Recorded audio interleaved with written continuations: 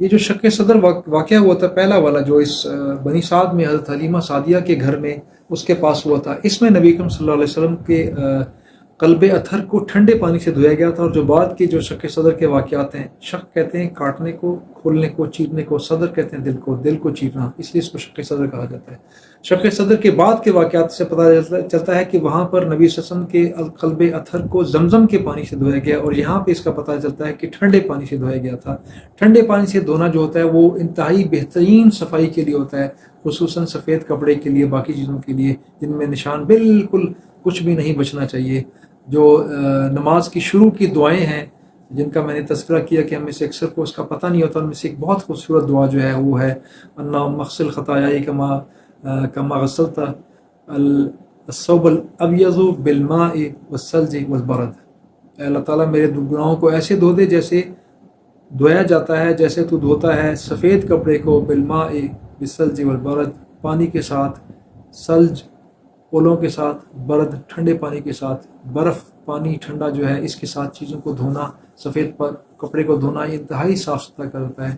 اور ساتھ اسی کا دعا کا دوسرا حصہ ہے اللہم باعد بین خطایائی اللہم باعد بینی و بین خطایائی کما باعدت بعد المشرق والمغرب. اور اللہ تعالیٰ میرے اور میرے گناہوں کے درمیان میں اتنا فاصلہ کر دے جتنا فاصلہ مشرق اور مغرب کا ہوتا ہے، بہت دور کر دے مجھے میرے گناہوں سے دور کر دے. بڑی خوبصورت دعا ہے، اس کو ہمیں پڑھ لینا چاہیے، یاد رکھنا چاہیے، اور گاہے گاہے نماز کے سٹارٹ میں ہمیں اس کو بھی کبھی کبھی پڑھنا چاہیے، تاکہ یہ تقریباً فوت شدہ دعا ہے. ہمارے کلچر کے حساب سے، ہمارے ثقافت کے لحاظ سے ہماری نمازوں میں بہت ساری چیزیں غائب ہو چکی ہیں جو کہ سنت نبوی کا مستقل حصہ تھی، لیکن ہم اپنی بہت جہالت کی وجہ سے میں کہوں گا کہ ہم ان چیزوں سے بہت زیادہ دور ہیں. اس کا گاہے گاہے تذکرہ انشاءاللہ ساتھ ساتھ احادیث کے حوالے سے ہوتا چلا جائے گا، جن میں سے ایک یہ دعا استفتاح ہے جس کو نماز کے سٹارٹ میں بدل کر پڑھنا چاہیے، تاکہ ہمارے بچوں میں، ہماری اولادوں کے اندر یہ چیز دوبارہ سے ریوائیو ہو، دوبارہ سے آئے. اور سنت کا احیاء، اس کا بہت زیادہ اجر ہے.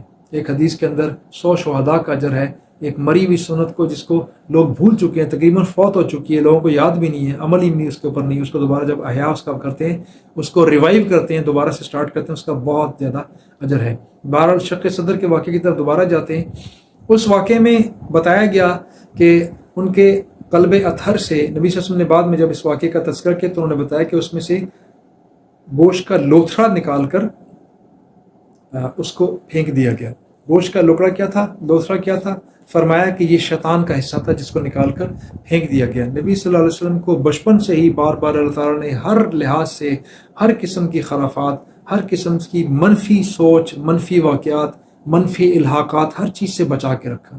ان کا تذکرہ بار بار آگے چلتا جائے گا، آپ کو خود ہی ان چیزوں کا اندازہ ہو جائے گا. یہاں سے اس کا تقریباً آغاز ہوا چاہتا ہے کہ آپ کے قلب اطہر کو نکال کے دھو دیا گیا، صاف کر دیا گیا، اور ایک ممتاز ہیئت میں دوبارہ دل میں آ کے، سینے میں آ کے رکھ دیا گیا، جس سے وہ شیطان کی آلائش نکال کر باہر پھینک دی گئی تھی ایک گوشت کے ٹکڑے کی صورت میں.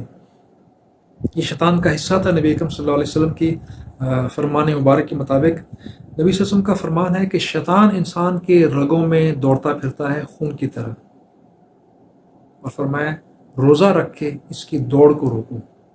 روزہ شیطان کو روکتا ہے. ایک شخص نے آ کے نبی اکرم صلی اللہ علیہ وسلم سے فرمایا کہ میں غریب آدمی ہوں، میں نکاح نہیں کر سکتا، میں بیوی نہیں پال سکتا، میرے لیے کیا حکم ہے؟ فرمایا روزہ رکھ لو.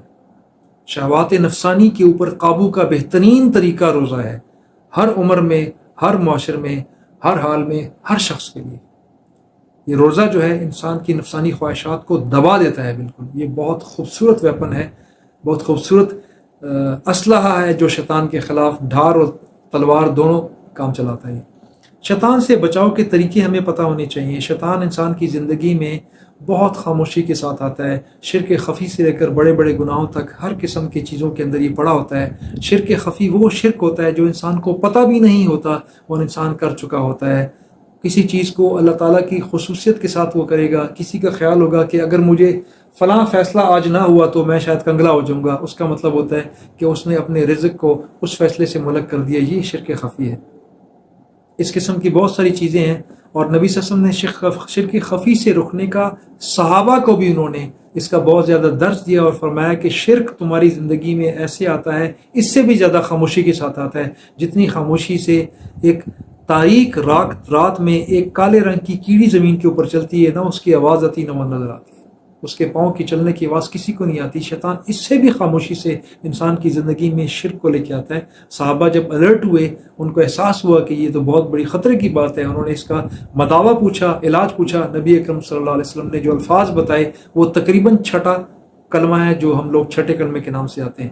اللہم انی اعوذ بک من الشرک شیء نعلم به واستغفرک لما لا اعلم به تبت عنه وتبرأت من الكفر والشرك والكذب والغیبة والبدعة والنمیمة والفواحش والبہتان والمعاصی كلها اسلمت واقول لا الہ الا اللہ محمد رسول اللہ۔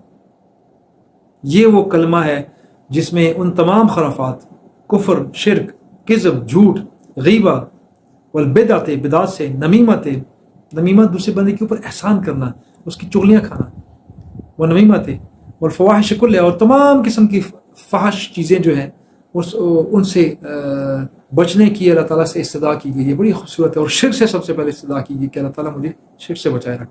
نبی اکرم صلی اللہ علیہ وسلم نے فرمایا کہ یہ دعا بار بار پڑھا کرو، اللہ تعالیٰ تمہاری اس شرک خفی کے، وہ جو گناہ ہے جو ان پلانڈ بغیر کسی منصوبہ بندی کے ہو رہا ہے، اس سے اللہ تعالیٰ آپ کو خلاصی اور معافی تلافی آپ کا کرتا رہے گا۔ دس از ون، ایک اس میں سے ایک چیز تھی۔ شیطان سے بچاؤ جو ہے اس کے مختلف ذرائع ہیں، اذکار بھی ہیں اور افعال بھی ہیں، اعمال بھی ہیں۔ میں دونوں کا مختصر تذکرہ آپ کے سامنے پیش کر دیتا ہوں تاکہ یہ ہماری زندگی کا سب سے بڑا مسئلہ ہے اور سب سے بڑا ٹاپک ہے، سب سے بڑا میں کہوں گا ہماری جنگ ہے شیطان کے ساتھ، جس میں ہمارے اسلحے کا درست ہونا اور ہر وقت تیار ہونا اور کارآمد ہونا بہت زیادہ ضروری ہے۔ پہلے ہم اس کو جانیں گے تب اس کو استعمال کر سکیں گے، علم ضروری ہے تب جا کے اس کا عمل ہوگا۔ اذکار کا پہلے تذکرہ کر دوں۔ کلمہ طیبہ سب سے بڑا ویپن ہے، سب سے بڑا اسلحہ ہے، ڈھال ہے، تلوار ہے، بندوق ہے شیطان کے خلاف۔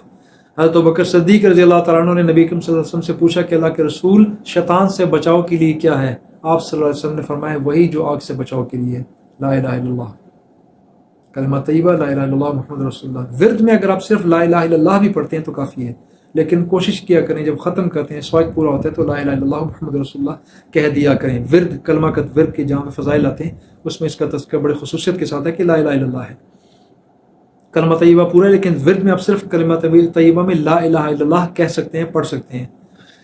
کلمہ طیبہ سب سے بڑا ویپن ہے، لا حول ولا قوت الا باللہ العلی العظیم، کوئی طاقت نہیں، کوئی قوت نہیں سوائے اللہ کے، جو کہ بہت عالی شان ہے، جو کہ بہت عظمت والا ہے۔ یہ شیطان کو روکتا ہے۔ یہ جنت کے خزانوں میں سے ایک خزانہ ہے، نبی اکرم صلی اللہ علیہ وسلم نے فرمایا جنت کے خزانوں میں سے ایک خزانہ ہے یہ، لا حول ولا قوت الا باللہ العلی العظیم۔ صبح شام اس کو پڑھا کریں۔ سورہ کہف کے اندر جہاں پہ ایک تذکرہ ہے موسیٰ علیہ السلام اور حضرت خضر علیہ السلام کا، وہاں پہ ایک دیوار کا تذکرہ ہے کہ دیوار کو انہوں نے کھڑا کیا کیونکہ ان کے نیچے دو بچوں کا خزانہ پڑا ہوا تھا جو ان کے والدین نے چھوڑا تھا۔ اس خزانے کی تفسیر میں تذکرہ ہے کہ ان میں سے ایک چیز لا حول ولا قوت الا باللہ العلی العظیم اس میں لکھا ہوا پڑا ہوا تھا، بچوں کے لیے چھوڑا تھا کہ ریڈ اٹ۔ اور نبی صلی اللہ علیہ وسلم نے فرمایا کہ لا حول ولا قوت الا باللہ العلی العظیم عرش کے خزانوں میں سے ایک خزانہ ہے۔ ایک صحابی نے پڑھا، حضرت عبد الرحمن بن عوف تھے یا سعد بن ابی وقاص تھے، نبی کریم صلی اللہ علیہ وسلم نے فرمایا کہ تم نے عرش کے خزانوں میں سے ایک خزانہ تم نے پڑھا ہے۔ ذکر سے غافل ہوتے ہی شیطان اپنی لمبی جو سونڈ ایک چونچ نما ہوتی ہے، انجیکشن نما، سرنج نما، وہ انسان کے جیسے انسان کو ذکر سے، اللہ تعالیٰ کے ذکر سے، یاد سے غافل ہوتا ہے، فوراً اس کے دل کے اندر وہ اس کو چبوتا ہے اور وسوسے اور اپنی باتیں اور اپنے الہامات انسان کے اندر جاری و ساری کرنا پھونک کے ذریعے وہ سٹارٹ کرتا ہے۔ یہ نبی صلی اللہ علیہ وسلم نے اس کو بیان کیا استعارے کے اندر کہ اس طریقے سے وہ کرتا ہے۔ یعنی انسان جب ذکر کو چھوڑتا ہے تو شیطان کا کام سٹارٹ ہو جاتا ہے۔ حدیث کے اندر ہے کہ یہ جو سمندر کی جو مچھلیاں ہیں، ان میں سے جو مچھلی ساری، اللہ تعالیٰ کا فرمان ہے قرآن کے اندر کہ ہر ایک جاندار جو ہے وہ اللہ تعالیٰ کی تسبیح بیان کرتا ہے، لیکن تم اس کی تسبیح کو نہیں جانتے۔ ہر ایک ذکر کر رہا ہے، ہر ایک، صرف انسان اور جن ہے جو ذکر سے غافل ہے، باقی کا کام ہی ذکر کرنا ہے۔ چرند پرند نباتات جمادات سارے کے سارے یہ ذکر کرتے ہیں۔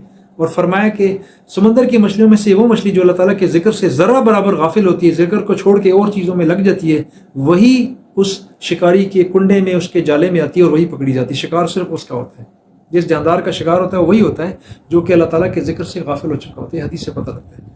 لا حول ولا قوت الا باللہ العلی العظیم اور لا الہ الا اللہ یا لا الہ الا اللہ محمد رسول اللہ، یہ ایک کلمات ہیں جو کہ شیطان کے خلاف استعمال ہوتے ہیں. اعوذ باللہ من الشیطان الرجیم ایک بہت مؤثر کلمہ ہے. اس کے 19 حروف ہیں اور جہنم کے 19 دروازے ہیں.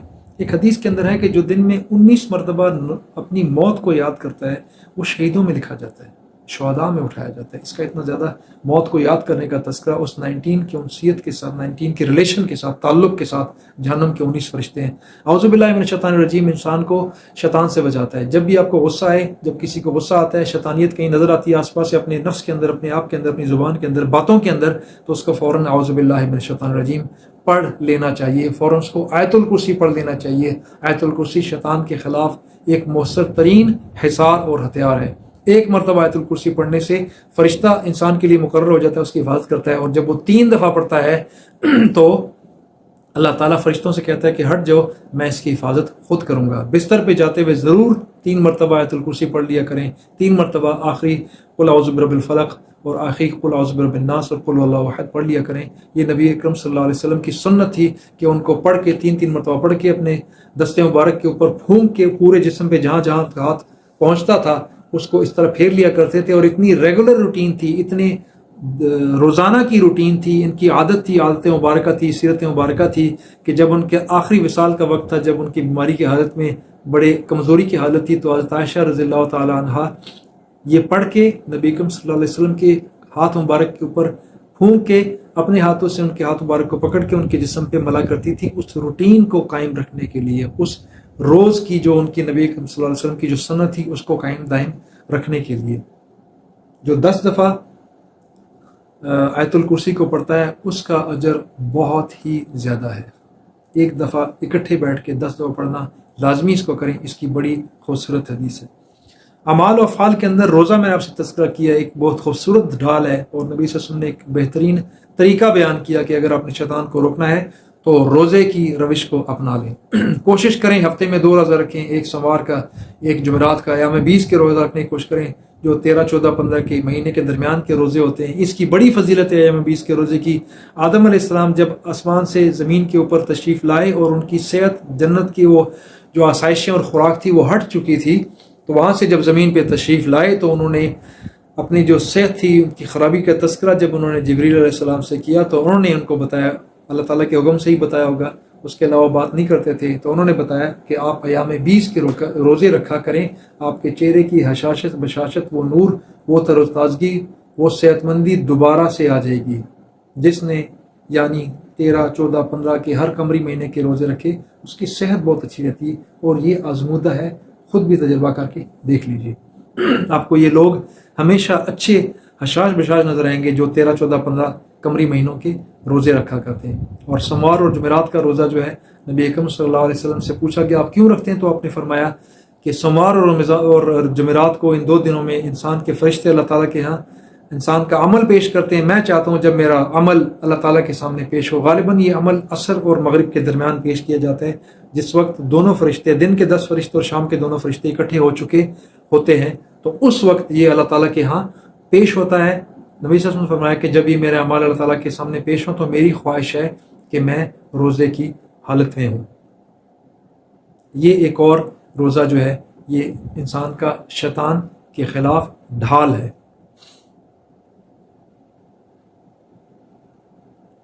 انسان جب وضو میں رہتا ہے، وضو ایک اور ڈھال ہے، ایک ذریعہ ہے شیطان کو بھگانے کا.